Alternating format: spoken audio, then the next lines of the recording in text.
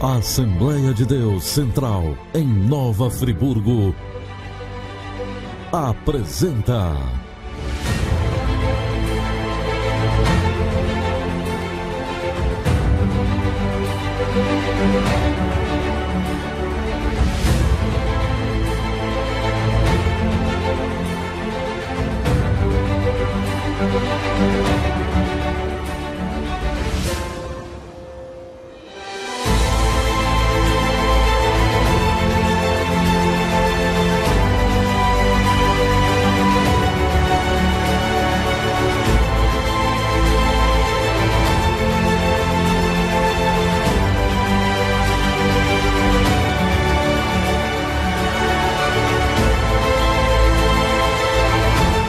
Momentos com Deus.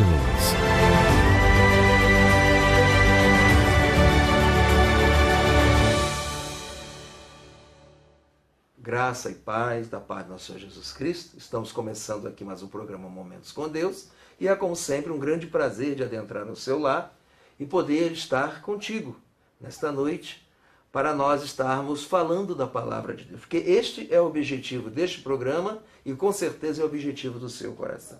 Estamos aqui começando este programa e hoje nós vamos estar tratando de um assunto muito importante, muito atual, apesar de ter acontecido algum tempo atrás, mas é um assunto extremamente atual. E nós vamos estar vivenciando isso e fazendo o nosso análise. Eu quero que você analise comigo, como telespectador, acerca de tudo aquilo que nós vamos estar tratando aqui, da nossa vida, do nosso dia, o que estamos passando, os tempos que estamos vivendo. E com certeza a palavra de Deus mais uma vez virá nos orientar e nos dar essa condição de entendermos como vencer e ser vencedor em nossos dias. Amém? Vamos para um breve intervalo e daqui a pouco nós voltamos com o nosso programa Momentos com Deus.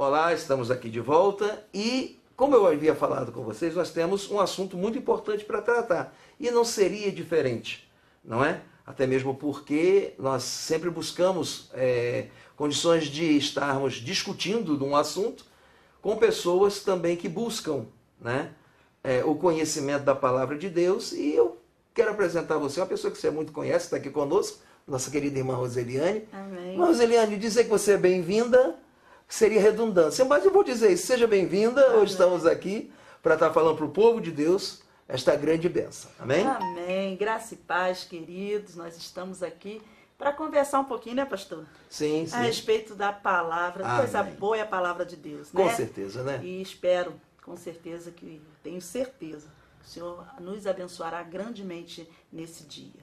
Amém. Queridos telespectadores, como eu havia prometido, eu queria que você, nesse meio tempo, eu tenho certeza que você já abriu a sua Bíblia, já está com a sua Bíblia do seu lado. Gostaria que você abrisse ela, se você ainda não o fez, para que nós agora atentássemos para a palavra de Deus, onde nós encontramos a terceira carta no livro de Apocalipse. Apocalipse, capítulo de número 2, a partir do versículo 12. Nós vamos estar vendo aqui uma carta que foi endereçada a uma igreja importante que tem uma relação muito grande com o que nós vivemos hoje, como cristãos ou não cristãos, ou aqueles que temem a Deus, têm buscado uma solução, ou como vencer o dia a dia. Com certeza essa carta que está aqui em Apocalipse, capítulo 2, versículo 12 em diante, nos conta um relato muito interessante. Eu quero que você, por favor, acompanhe conosco. E ao anjo da igreja que está em Pérgamo, escreve isto, diz aquele que tem a espada aguda de 2 fios. Conheço as tuas obras e onde habitas, que é onde está o trono de Satanás. E retém o meu nome e não negaste a minha fé. Ainda nos dias de Antipas, a minha fiel testemunha, o qual foi morto entre vós, onde Satanás habita.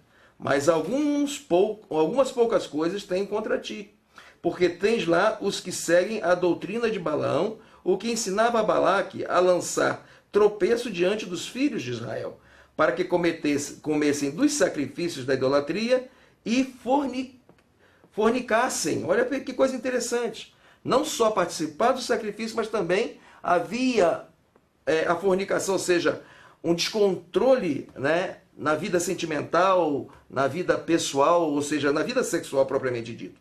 Assim tens também os que retêm a doutrina dos nicolaítas, os que lançavam naquela época heresias, o que eu odeio. Arrepende-te, pois, enquanto não em breve virei a ti, contra eles batalharei com a espada da minha boca. Amém? O restante dos versículos nós vamos estar discutindo aqui com a irmã Roseliane acerca disso. Querido telespectador, esse é um assunto importante, então fica ligadinho no que nós vamos estar aqui conversando nesse bate-papo entre nós.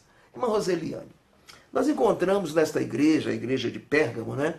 E uma coisa me chama muita atenção, que esta igreja era uma igreja que batalhou durante um período, se manteve resistente, né, às questões da época, né, dos 4 altares que eram levantados a deuses estranhos naquele lugar, a qual a irmã Roseliane vai estar falando para a gente também. Mas uma coisa interessante, em um determinado momento essa igreja ela cedeu, ela se deixou levar, ela se sentiu oprimida. Os crentes daquela igreja, eles se sentiram oprimidos por conta daqueles altares que eram erigidos e das coisas que ali, de uma certa forma, vinham para eles como benefício ou opressão. Então é isso que nós vamos estar vendo hoje. Nos dias de hoje nós estamos vivendo isso. Estamos vivendo uma certa pressão para muitas coisas, para algumas decisões que só cabem a nós. Como, por exemplo, nós estamos em época, né, de política. Daqui a pouco nós vamos estar elegendo o novo presidente da República e alguns deputados e etc. A gente está aí vendo que existe uma pressão assim muito grande sobre a decisão que nós devemos tomar. Mas a decisão, claro, nós não vamos falar aqui de política de maneira nenhuma, mas a decisão deve ser tomada em cima de oração, como o povo de Deus, em cima daqueles que buscam em Deus, em cima de análise, porque isso não pode fugir, para que a gente tenha o melhor. Mas voltando à igreja de Pérgamo. Irmã Roseliane, fala para a gente, fala para os nossos telespectadores, essa igreja, essa perda de comunhão com Deus, de contato com Deus, essa perda de firmeza, que por muitas vezes acontece com a gente diante de uma pressão. Por que isso? Bom, pastor, antes de falar um pouco dessa igreja, eu tenho aprendido que para a gente falar alguma coisa da palavra do Senhor, a gente precisa entender o contexto da história. Amém. Né? Porque Isso ela é importante. Foi escrita num tempo diferente do nosso, né? Com pessoas diferentes, mas para nós aplicarmos nos dias de hoje, nós temos que entender qual é o contexto, como que isso foi escrito. Né? Estudando um pouquinho a história dessa igreja, a igreja de Pérgamo, né? A carta é a 3ª carta, nós sabemos que foram 7 cartas, né? Nas igrejas, e essa é a 3ª, e o senhor aqui em off disse para mim, né, que é o significado do nome Pérgamo, alianças, né? São muitos casamentos no grego antigo, né? É verdade. E alguns estudiosos falam até que dá um título a essa igreja, a igreja que se acomodou. E eu acho isso interessante, nós vamos entender isso aqui no decorrer desse texto. A primeira coisa que a gente vê aqui, que o senhor leu, né, é que Jesus, quando ele inspira a João, né, e fala a João para escrever essas palavras, ele se preocupa em dizer que ele conhece o que aquela igreja estava passando. Ele sabia da luta, né, das provações que aquela igreja estava passando. Ele conhecia a história. Isso é interessante nós falarmos aqui. Porque às vezes, nós como igreja do Senhor, achamos que estamos passando por um momento difícil, seja no nosso meio social, né? Porque hoje nós podemos falar disso. A degradação social. É isso que nós estamos vivendo e é isso que essa igreja também vivia naquela época. Compreendo. E Deus, ele conhece o que nós estamos passando. Ele sabe, mas ele também conhece a nossa força. Né? Quando nós estamos firmados nele. Ele é a nossa força. Ele conhece até onde nós podemos aguentar. E se nós buscarmos a ele, nós vamos entender isso um pouco mais no final, nós vamos vencer essas dificuldades. Isso vai existir. Né? Outra coisa que havia ali, para você entender, né, no meio daquele povo, 4 altares, né, pastor? Sim. Havia ali 4 altares. né, altar a Zeus, que era um dos maiores, era o que era mais adorado Sim. naquela época, Asclépio, né? Asclépio, é. Difícil de falar, a Dionísio e Atena. Atena. Né? Eram 4 templos que haviam ali muito grandes, onde o povo era levado à idolatria. Nós precisamos entender isso. Esse era o contexto que essa igreja estava vivendo. Por isso que ele fala, eu sei onde você está, onde está o trono de Satanás. Né? Perceba bem, querido telespectador, o que a nossa querida irmã acabou de dizer, né? Ali estava o trono de Satanás. A gente pode imaginar e entender que ali falava, e a própria Bíblia diz, no próprio texto diz, aonde habita Satanás, mas na realidade é onde ele governa, de onde saía todo o governo dele. Mas de que forma saía esse governo? Em cima de todos aqueles altares, de todas aquelas idolatrias, de toda aquela pressão, porque na época também havia aquela questão do culto ao imperador, não é? Verdade. Deveria haver a adoração ao imperador, Nero, ou seja, né? A Nero. E o mais interessante é que o cristão, ele era obrigado a ver Nero de um jeito que eles jamais poderiam ver. Porque nós vemos a Jesus, o nosso rei e senhor, como aquele que está acima de tudo. Eles viam Nero sim, respeitavam Nero sim, respeitavam o governo de Nero sim, porém eles não tinham Nero como a supremacia de um governo.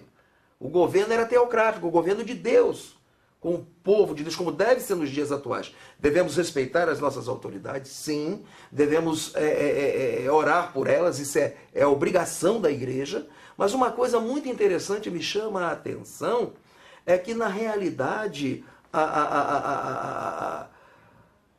o imperador exigia que eles tivessem ele como máximo. E quando isso não acontecia, aí vinha o sofrimento, vinham as perseguições.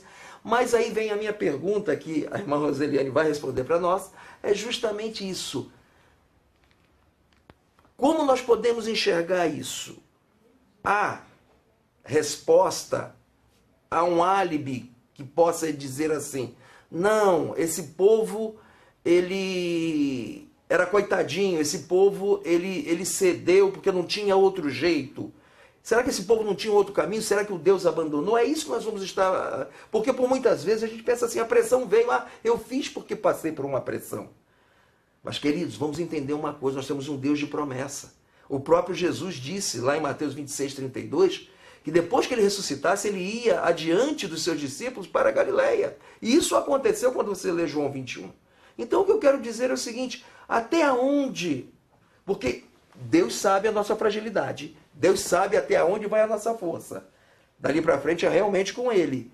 Mas será que isso aí justificaria essa atitude? Olha só, pastor, primeiro a gente entende aqui, né, que a primeira coisa que o Senhor fala para aquele povo é que ele sabia e conhecia. Né? Nós falamos aqui... Conhecia tanto um lado quanto o outro. Sabia da dificuldade que eles estavam passando e conhecia também os seus servos. Sim, né? Amém. E a gente sabia que, a gente vê que essa igreja era uma igreja fiel. Aqui fala que, mesmo diante da morte lá de Antipas, né, que alguns estudiosos vão dizer que é pastor, nós estamos aqui nessa... É uma coisa interessante. Essa polêmica, se era membro, era pastor, mas alguns estudiosos dizem se é pastor. Os comentários a gente vai levar em consideração. Eu acredito que esses que dizem que ele era somente um membro da congregação, ele não quis se aprofundar, talvez por falta de material de informação. Né? Mais informações para que a gente não fique falando uma coisa que na realidade não existiu. Mas então ele era um membro, de qualquer maneira, pastor, um membro da comunidade. Com certeza um homem influente naquela época. Porque aqui até me diz que a minha fiel testemunha, né? E esse Antipas, como que ele foi morto? Ele foi morto, naquela época tinha um costume romano de matar as pessoas, fazia-se um boi de bronze, né? Enorme, e colocavam-se dentro da barriga as pessoas, daquele boi, né, do ventre, e colocavam fogo embaixo. Aquelas pessoas morriam queimadas ali dentro, sufocadas. Eu não posso nem dizer nem cozida, que talvez não houvesse água, seria o calor, o fogo, né? Ou seja, aquela questão, né? A seco, né? Era uma morte cruel. Cruel, muito Mas cruel. mesmo diante disso, essa igreja permaneceu fiel. Aqui Sim. está falando o texto. Mas como que essa igreja saiu desse caminho? E aí que a gente vai falar um pouco a respeito de se acomodar, né? Deixando as coisas acontecer, entrando no nosso meio, né? E a gente entende aqui, quando a palavra vai dizer, que ele fala assim, eu tenho contra ti algumas poucas coisas, né? Aí ele fala assim, aceitaste a doutrina de Balaão. E aqui o Espírito Santo já começa a falar com a gente através dessa palavra. A gente começa a entender por onde essa igreja errou. Permissão, ser permitiva. Permitir que certas coisas entrassem no meio dela. Quem era Balaão? Balaão era um falso profeta, né? Balaão, ele aceitou dinheiro lá de Balaque, na época que Moisés está libertando o povo lá, para amaldiçoar o povo de Deus. Então era um profeta corrupto. Um assunto bem atual, né, pastor? A corrupção hoje. Como nós falamos no início do programa, nós estamos em um bate-papo entre eu e a irmã e mais os nossos telespectadores, que seria a terceira pessoa, não em uma ordem, você é o primeiro para nós, mas nós estamos em um bate-papo aqui sobre isso, eu tenho certeza que você está meditando nesta palavra, mas uma coisa interessante que a nossa querida irmã Roseliane acabou de nos informar, é a respeito de haver uma doutrina que era inspirada por alguém que, na realidade, ele não só se dizia profeta, porque a Bíblia declara, em alguns versículos, você vai poder encontrar isso na palavra de Deus, que ele era profeta de Deus. Era um falso. Só que uma coisa interessante é que ele realmente se corrompeu. Se corrompeu. Então, esse é um dos grandes perigos atuais. Tem muitos, Deus tem chamado? Tem. Deus tem um homem que Deus usa? Tem. Mas até onde Deus está usando aquele homem? Até onde ele está deixando se usar por Deus ou conduzido pelo Espírito Santo? É isso que nós, como igreja, precisamos ter essa percepção. Porque perceba bem uma coisa, Balaão, ele não conseguiu amaldiçoar o povo. Não conseguiu. O que ele faz? Ele, então, pela insistência, vamos dizer assim, de Balaque, que era o rei de Moabitas, ele, na realidade, deu uma ideia. Olha, faz o seguinte, coloca mulheres no meio deles.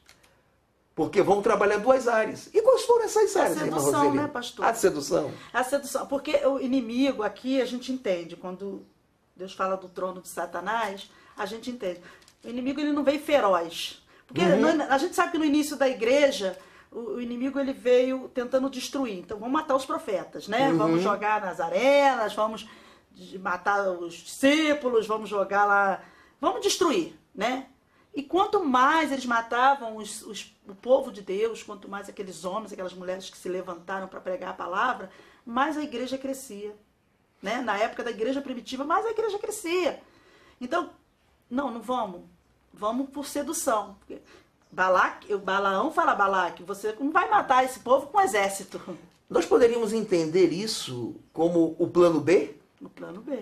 Ou seja, uma estratégia, nós apertamos, e se quando a estratégia do inimigo, ele aperta e vê que aquele povo toma uma direção para fora da presença de Deus, saindo da presença de Deus, eles mantêm. Quando isso tem uma reação contrária, ou seja, você é perseguido e você busca Jesus, o inimigo, ele busca uma outra estratégia. Por isso que o que a nossa querida irmã Roseliane está nos falando aqui é muito interessante. Nós precisamos atentar para isso. É o que nós estamos falando, pastor. Mataram Antipas, a igreja continuou fiel. A perseguição não então, tirou não a foi o fidelidade da caminho. igreja. Vamos seduzir. Vamos seduzir. E havia, é isso que eu digo, né? O Senhor está preocupado, porque diz que havia alguns, porque poucas coisas têm contra ti, mas alguns no meio de vós, não é?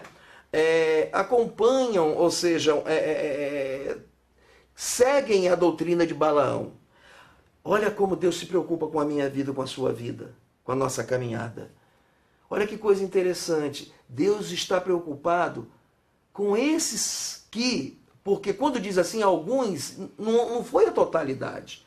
E esses alguns, Deus está preocupado com esses alguns. Talvez esses alguns sejamos nós, né? Esses alguns que nesse momento precisa atentar para a palavra de Deus, como o inimigo tem trabalhado e como ele tem tentado destruir a igreja do Senhor. E aí a gente vai assim, sem perceber, né? Vai deixando entrar certas coisas. Aqui fala também dos nicolaítas, que eram pessoas que pregavam que tudo que você fizer no corpo não é pecado. Sim, eles traziam heresia pureza tremenda. Sexual completa, né? E como que esse povo ele foi seduzido? Havia um templo, esse Asclépio, né? Esse deus, um templo muito grande que, segundo estudiosos, foi o primeiro hospital da época, onde as pessoas iam para se curar, porque ele era denominado Deus da cura. E as pessoas iam para aquele lugar para se livrar do estresse, do cansaço, e ali, devagarzinho, ia entrando o quê? A idolatria, né? Eu compreendo. As pessoas, sem perceber, elas estavam já entrando pelo caminho da idolatria, mas elas também não percebiam, porque elas estavam focadas em outras coisas. Eu preciso de cura, eu preciso descansar, eu preciso... Então, é assim que Satanás começa a entrar. Queridos telespectadores, percebam bem uma coisa que nossa irmã Roseliane acabou de dizer para a gente. Apesar da estratégia que já falamos aqui que existia na época, não é? Está se falando aqui acerca da pressão que também existia naquilo que às vezes nós necessitamos. Porque às vezes alguém diz assim, Deus vai te curar, e você vem à igreja. Se alguém disser para você parar de tomar o seu medicamento, por favor, isso não vem de Deus. Porque na realidade o medicamento você deve continuar tomando, que isso é uma coisa natural. Agora você deve confiar que Deus está cuidando de você. E o inimigo, ele trabalha de uma forma muito interessante. Porque eu acredito, irmã Roseliane, que o inimigo é aquele que coloca a tentação, que traz as doenças, que tenta infundir problemas. Só que o que acontece é o seguinte, quando nós cedemos às tentações do inimigo, ele, como já falamos antes, ele ameniza, e isso daí nos prende. Porque a pessoa começa a achar, poxa, eu fui ali, fui resolver o meu problema, Deus está nesse negócio. Quando na realidade, Deus só está em um negócio, com aquilo que vem do céu, com aquilo que vem do Pai. É verdade. O programa ele não é muito comprido, então não dá para a gente detalhar. Puxa vida, né? Mas... Então eu já quero falar aqui um pouquinho, para a gente fechar esse programa, a respeito da cura para essa igreja. Porque o mesmo Senhor que aponta o problema, ele dá a solução para a cura. Né? A igreja se afastou, a igreja saiu do propósito de Deus, mas aqui embaixo nós vemos a cura. No verso 16. Arrepende-te, pois... Quando não, em breve virei a ti e contra ele batalharei com a espada da minha boca. Qual é o segredo para essa igreja voltar a ser a igreja do Senhor? A palavra de Deus. Amém. É a única coisa que vai conduzir essa igreja ao caminho certo novamente. Vai trazê-la de volta. Tem aquele negócio que pau que nasce torto nunca se endireita. É mentira. Esse negócio, Jesus, justamente. ele endireita qualquer um. É o carpinteiro, né? Justamente. Com ele certeza. endireita. Não sei qual foi o lugar que você saiu da presença de Deus. Não sei qual foi o lugar que você estava e que te tirou do propósito, ou que você permitiu sem até perceber muito e saiu da onde o Senhor te colocou. Ele está te dizendo, busque a minha palavra. Se oriente pela minha palavra. Isso aqui é um manual que vai nos conduzir a voltar ao caminho certo. A palavra do Senhor vai dizer, Jesus ele disse, né, lá em João, me parece capítulo 10, tenho muita certeza, mas me parece, capítulo 10. Eu sou o caminho, a verdade e a vida. E é através da palavra dele que nós vamos alcançar, voltar ao caminho certo. E ele tem mais, ele fala... Aqui embaixo no 17. Quem tem ouvidos, ouça o que o Espírito diz às igrejas. Ao que vencer, darei de comer do maná escondido, e dali uma pedra branca, e na pedra um novo nome escrito, o qual ninguém conhece aquele que o recebe. Sabe o que é essa pedra branca? Antigamente eles tinham o costume de ir no julgamento, né? Durante todo o julgamento, assim analisava-se os casos, e a sentença vinha de forma de pedra. Uma pedra branca e uma preta. A pedra preta significa culpado. A pedra branca, inocente. Olha que coisa linda. Olha o que Jesus está falando para essa igreja. Se você se arrepender, se você viver a minha palavra, se você buscar a minha palavra, porque a palavra cura, ela liberta, ela transforma. Eu vou te dar uma pedra branca. Inocente.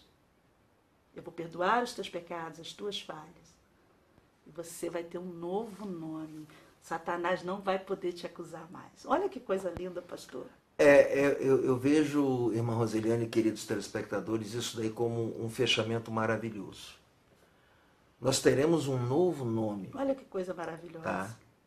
Nós seremos chamados, né? Como mesmo Jesus chegou lá em João 20, 21, né? Quando ele chega na praia e ele chama os seus discípulos de filhos, né? Já não chama mais, né, de outra coisa, mas sim agora de filhos.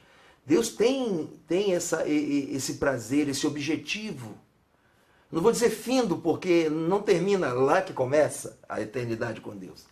Mas essa pedra branca, isso que Deus tem para nós, esse nome escrito, é o que Deus tem para a sua vida também. Então, neste momento, eu quero que você pense bem nisso que fora dito aqui. Que maravilha que Deus tem para nós. Vencemos as estratégias do inimigo. Como vencê-las? Se apegando à palavra, como fora dito. Porque ele vai guerrear com a palavra da sua boca. Não é que você vai sair daí por aí discutindo a palavra de Deus com ninguém, porque a palavra de Deus não se discute. Você tem a sua convicção de que a palavra de Deus é como fora dito aqui, é um manual de vida. E esse manual de vida que vai cuidar da sua vida. Cuidar da sua casa, do seu lar. Então se mantenha firme, se mantenha forte, mas forte no Senhor.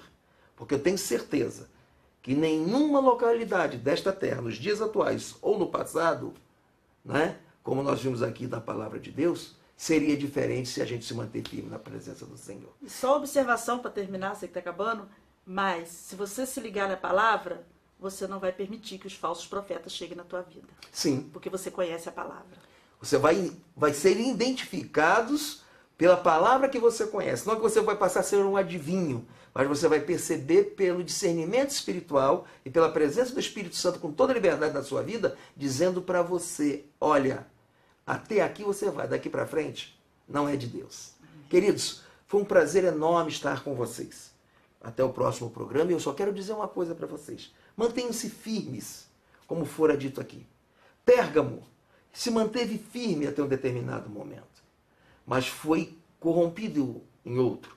E o pior, quando a gente começa mal e termina bem, ótimo. Mas quando a gente começa bem, não podemos terminar mal. E agora a irmã Roseliane vai estar nos abençoando, como já nos abençoou com a sua presença e com seus esclarecimentos. Muito obrigado. Amém. Por mais esse ensinamento. A gente fica feliz, Amém. porque a gente acaba aprendendo muito da palavra de Deus. E é como dissemos, né, o programa é rapidinho, mas não deixamos de compactuar com você, não deixamos de compartilhar com vocês aquilo que Deus tem colocado no nosso coração e também recebendo de vocês esse carinho de sempre. Que Jesus os abençoe. Vamos orar neste momento. Deus e Pai, nós somos gratos por tudo que o Senhor tem feito aqui nesse momento, pela Tua palavra. Obrigado por nos amar tanto, Senhor, que vem nos trazer correção para que possamos seguir no caminho certo. Deus abençoe esta vida que está aí assistindo esse programa agora, que ela possa ser abençoada por Ti, Senhor. Perdoa todos os pecados e nos livra do mal.